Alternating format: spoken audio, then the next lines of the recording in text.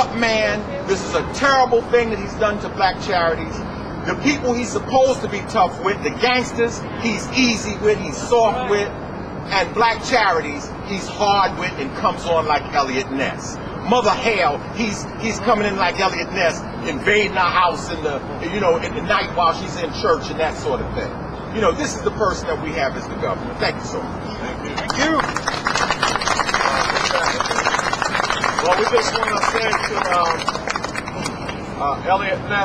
Eliot Spitzer, that this is just our winter maneuvers.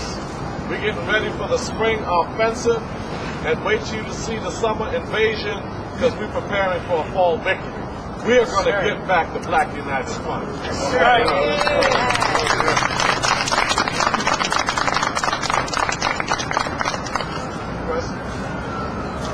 First question. Councilman Barron, what exactly do you want to be done in terms of investigating how these things unfold? We want an answer. The first thing I'm going to do is send a letter to Eliot Spitzer and to the sitting Attorney General Cuomo to see, did he continue the investigation? Is it still in his office? We want answers. What did they conclude? What did they find out? That's number one.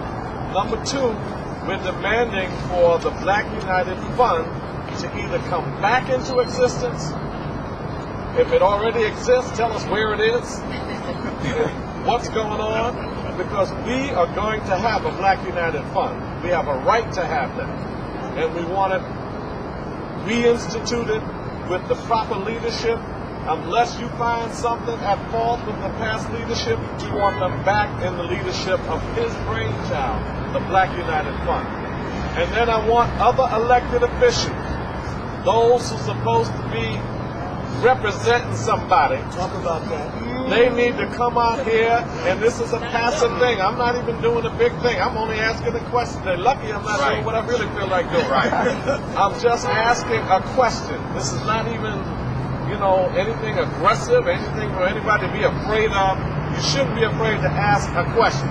I tried to make it as soft as I could so that they can come out and feel comfortable in asking a question.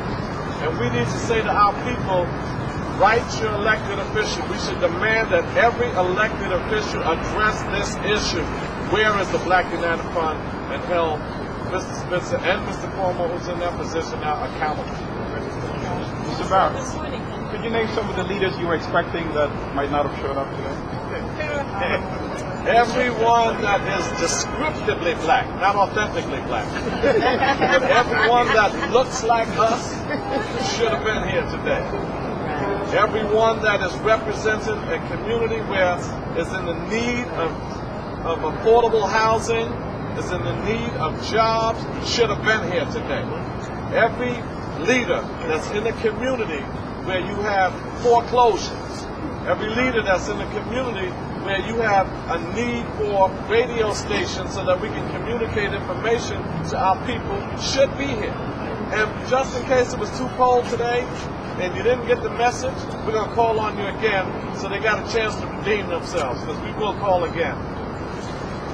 And we want restitution. Yes. We want restitution for what you've taken from us. You have to give it back. And we want interest on our restitution. The change from a Black United Fund to a bar and a lounge is radical. The last report we had was that a new board was coming in to, quote-unquote, save the Black United Fund. How did this go under the radar? This is a very radical change from the Black United Fund to a bar. I'm not sure how that went under the radar. Yes, just to put it in perspective, Mr. Spitzer threw out the original board, and he brought in from Nassau County 5 black Republicans. Just remember that charities come under the auspices of attorney generals in states throughout this country. He brought in 5 black Republicans. Now, just so everyone's clear, I could care less whether you're Democrat, Republican, whatever you may be. It's your character I'm concerned about. But how did a politician who claims to be a Democrat do that, and he put them a block and a half from where Charlie Rangel lives? I just find that amazing, and Mr. Rangel has never said a word. And no questions has ever been asked. Well, Mr. Spitzer, why this? They then removed Mr. Barton and myself, and then they killed it. They never spoke to us. We tried to get our clothing, over 100 awards and plaques, and we couldn't get anything. It was never, we wrote letters, we write articles. It was not anything said. We had meetings in Harlem every Tuesday night, attended by many of you here, and of course Dr. Mack was to almost all, and the only black politician that came in support was Charles Barron. Not one from Harlem, take it back, one came one night because he heard Mr. Barron was going to be in Harlem, and he came, and his statement was, I'm going to Spitzer to find the facts. Dr. McIntosh says, well, we know the facts. Of course, we've never heard from him anymore. What was his name, Larry? Mr. Perkins.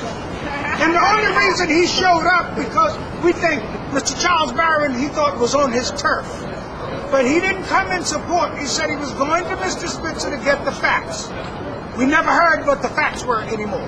So we don't know what that was all about. They have never communicated back to Mr. Barton or I or anybody else that was on our board. We don't know any answers. All we know is it got quiet, and our black political leadership got quiet.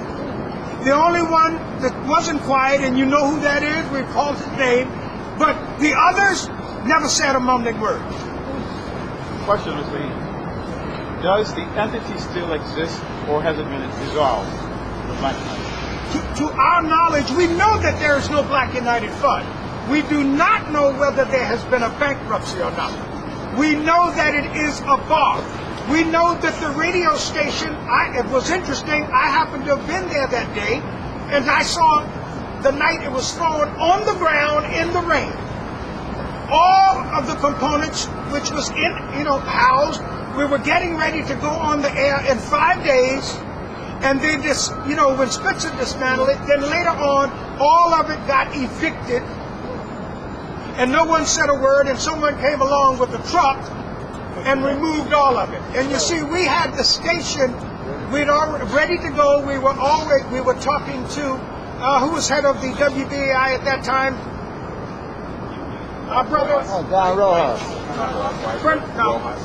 John Rojas. We were already in conversation to bring our programming through BAI. Also stationed in South Carolina, one in Detroit and one in Chicago. And we had a program already designed. All of that was just dismantled and gone. All of the harvest property, thousands, tens of thousands of computers and all kinds of stuff was just thrown out. They just destroyed everything. It was all gone. All of the work, many of the customers from Harvest, all of their work was thrown out. And they just closed it down. You sent an open letter to... All right, this is the last question. You sent an open letter to Spitzer and to Lieutenant Governor Patterson. Did you receive a response from those letters? We did not receive any response at all from either one. And where are the records of BUFNY right now today? From what Mr. Kenyatta Punter said, all of the records he threw in the dumpster. He told me that on the phone. So we have no records of anything. He told me all of my clothing, all of Larry and I's clothing that we had, all records, everything, our plaques and awards was all thrown in a dumpster.